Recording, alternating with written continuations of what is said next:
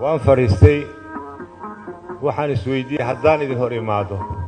وامحي وحيابانا إذن شيكا وامحي محاين ديكا مركان آدو فكري وحا إيقو هوري أن ربنا إذن إرادو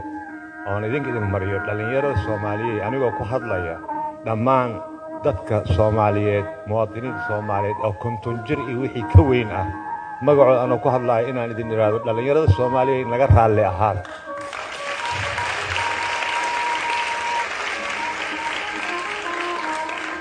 naga raalli ahaada waayo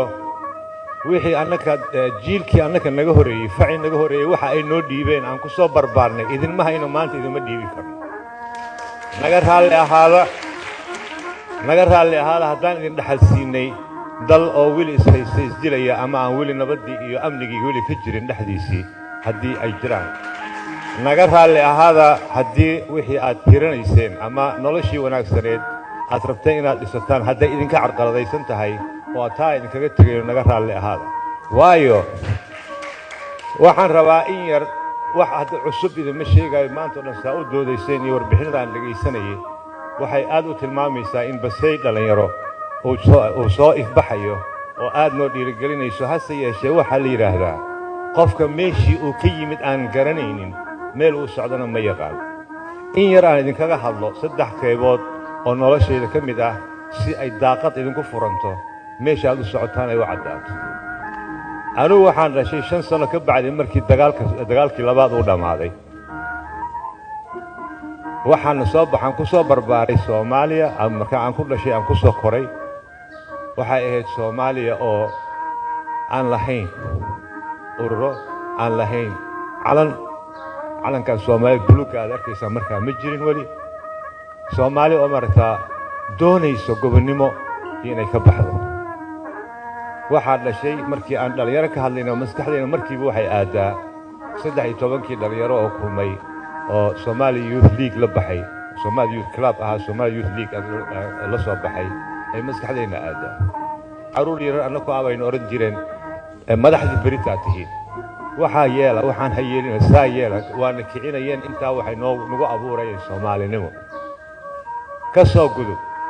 xorriyadii baan ku qaadanay isla ayagii falsafadii ay nagu abuurayeen iyo wacyigii iyo wacyigelinteena siinayeen ayaan ku soo gaarnay ilaa 69kii يعني marka ururo waa jireen ururo madax banaan ururo dhalinyaro ururada macallimiinta ururada oo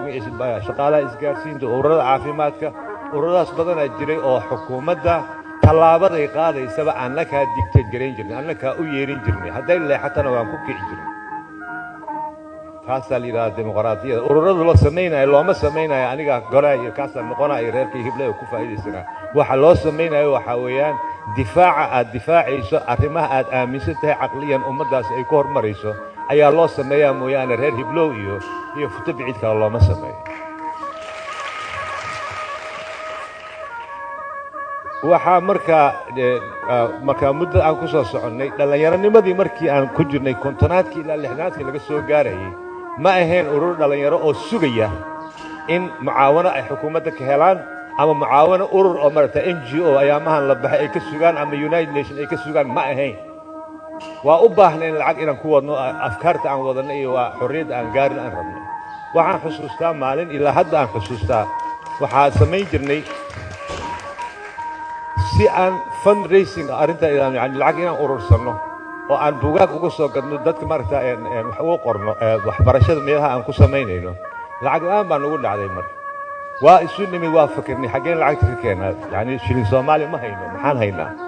xageen ka keenaa waxaanu samaynay riwaayadii aan samaynay marka gabdho waan ugu jireen laakiin habeen waxaan xusuustaa gabadhii ugu jirtay riwaayad inay soo baaqatay aniga diraca la geliyay adiga xoogaa dhoodhoobanaya diraca li garma lahayn markaas